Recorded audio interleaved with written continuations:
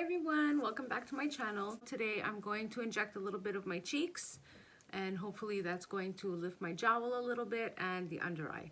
If you need to contact me, if you have any questions, need any supplies or products, you can reach me through email at lc@hyaluron-queen.com. You want to start by having really clean skin. So I'm just going to put this on so my hair stays out of the way. So you want to start by removing all your makeup. Make sure all your makeup is removed. You want to have nice clean skin. When you're doing anything on your skin, you want to make sure it's nice and clean because your pores are going to be open. We're going to be injecting product into the skin. You don't want any type of infection. Okay, so now that all my product is off my face and my skin is clean, I'm going to take an alcohol wipe and just wipe over my skin wherever I'm going to inject. I'm going to prepare my Hyaluron Pen, get it ready. Today I'm using the 0.3. So I open up the pen all the way, open up my little ampoule, open it from a sterile package. You always want to make sure you're using a new one. Pull out the little plunger. This is my 10 ml. I'm going to put it end to end onto the ampoule. I'm going to fill it 3/4 of the way. Put my ampoule back and screw it onto the pen. And now I'm ready for injection. I'll mark off the areas that I'm going to inject. So what I want to do is lift the jowl. I want to lift this part of the face here.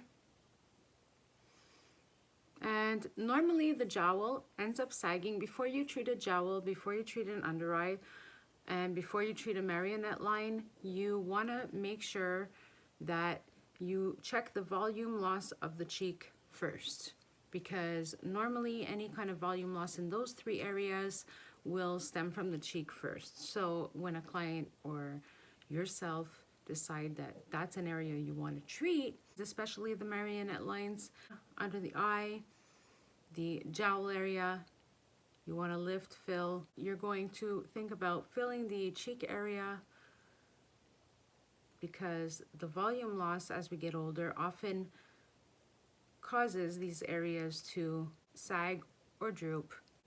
Often, if you're doing it as a service on a client, that person's going to come in and tell you they want to fill your marionette lines. These are natural lines we have in our face, and if you fill them too much, these may look like you're an alien. It's going to look very unnatural. Everybody has these lines in their face. You want to have lines. This is what causes your expressions. This is what makes you look human, and this is what makes us who we are, and this is what makes you look different from the other person beside you. You want to make sure that we keep the person's natural look. This is why we're going to treat the cheek first. When you're having volume loss in the under eye area, in the marionette lines, in the jowl area, it's usually due to loss in the cheek. So this is the cheek area right here. As you can see, under the eye, jowl, and here. So it's right here. This triangle right here is basically the cheek. So I'm going to try and fill in that pocket right there, that triangle, to create volume all in here. And by creating volume into that area right there, it's going to lift out this area here under the eye. It's going to bring out the jowl area to make it look fuller, and it's going to lift the jowl at the jaw area as well. So before treating any of those 3 areas, the cheek is the first area you want to treat.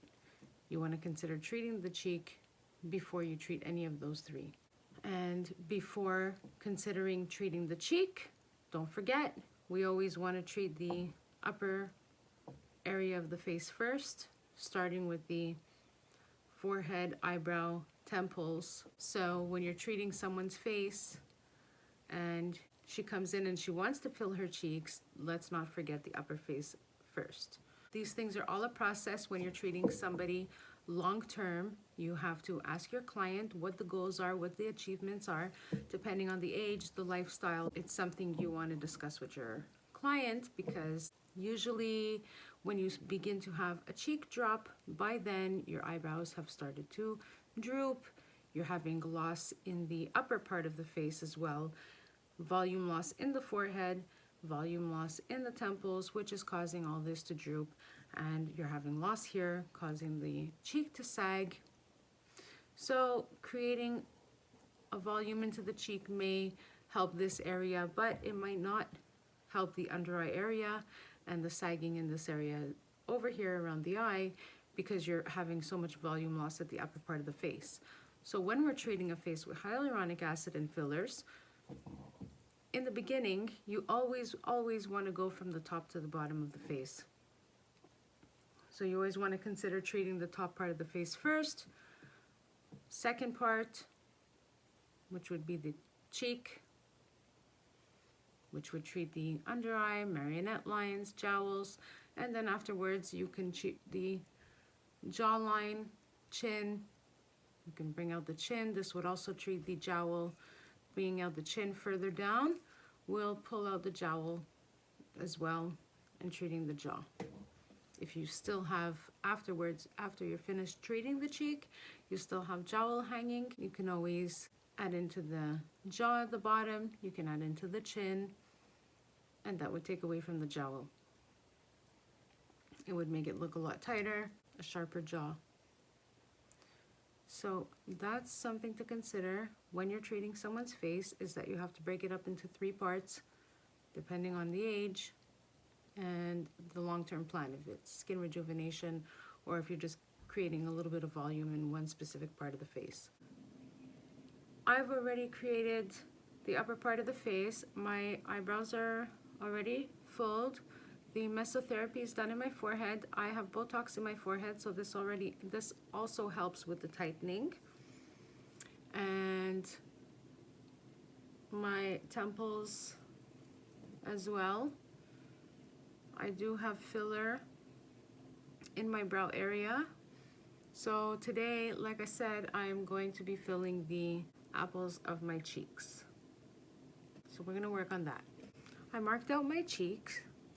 So I'm going to be filling this triangle right here, right in the centers of my cheeks. And I will be filling these areas here. So if you look, I marked them out just a little bit differently. You can see I have more clusters in this part of my cheek over here than I do on this side. And that's because I have more shallowness on this side than I do on this side. If you look at my face, I have a shallower, it is more shallower on my marionette line on this side than it is on this side over here. So I am creating a little bit more height on this side to bring it up than I will be on this side, because this side's shallower than it is this side. In this area over here, I'll be doing less, and on this side over here, I'll be doing slightly more, because on this side, in this area, I have a little bit more shallowing than I do on this side. So when you're filling the face, there's not one rule. When people write to me, sometimes they want a specific map. You do have to use your artistic eye a little bit and analyze your face or the person's face that you're working on and look at the symmetry.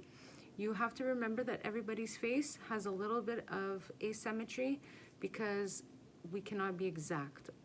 This is totally normal. You'll never have it perfect, because that's just part of being human. That's our natural faces, and our whole body's like that. There's not one side that's exactly the same as the other. So I'm going to begin to inject, and you'll see as the progress goes on how the volume builds, and we'll see the difference in the jowl area and the eye area afterwards.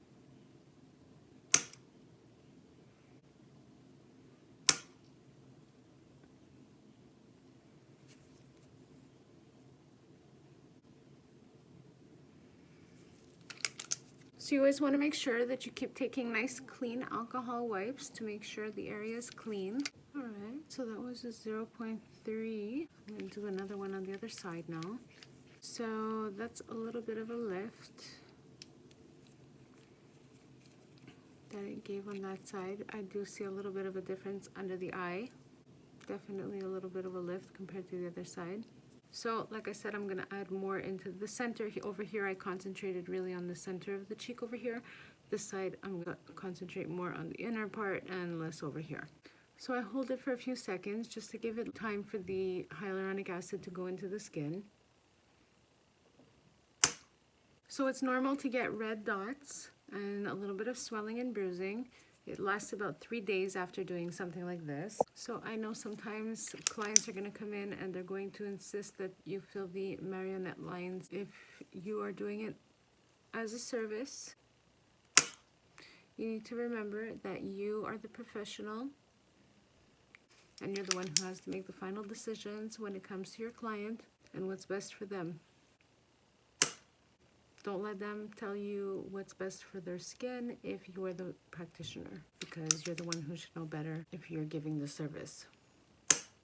They might be looking at it as a problem, but you know what's causing the problem. And better to treat the cause of the problem than to treat the problem sometimes. Because if you treat only the problem and not the cause of the problem, you end up not looking like yourself, and the person won't feel like their natural selves, and then they might not like the result. All right, so that's 2 sides I've done now with 1/3 ml on each side. So now I am going to remove these lines. I think it did a little difference. Definitely did a difference on the marionette lines and under the eyes. That's how it looks after 1/3 ml. And now I'm going to put a little bit right here in the cheekbone area, right on the upper cheek, along here.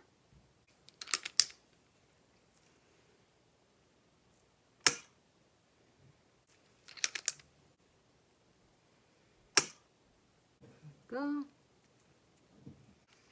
That was one more 1/3 of an ml. Now I'm going to put one more on the other side. Sorry, I'm not looking at the camera, guys, but it's really hard because I have my mirror over here. All right, so that's my both cheeks. That's a 0.6 ml in each cheek. I'm rubbing the vitamin E ointment onto the injection area. And my gold bar. I love this gold bar. It just massages everything after smoothing it all out.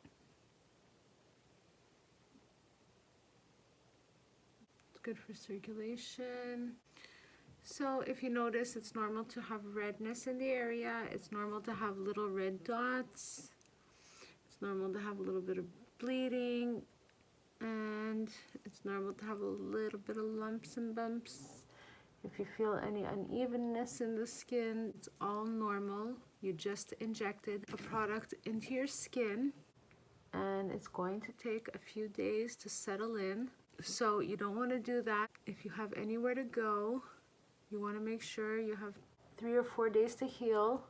These days we're wearing masks. Makes it a little easier. That is treating the cheek area. And don't forget, it is also treating the marionette lines, the under eye. It's also treating the jowl area as well.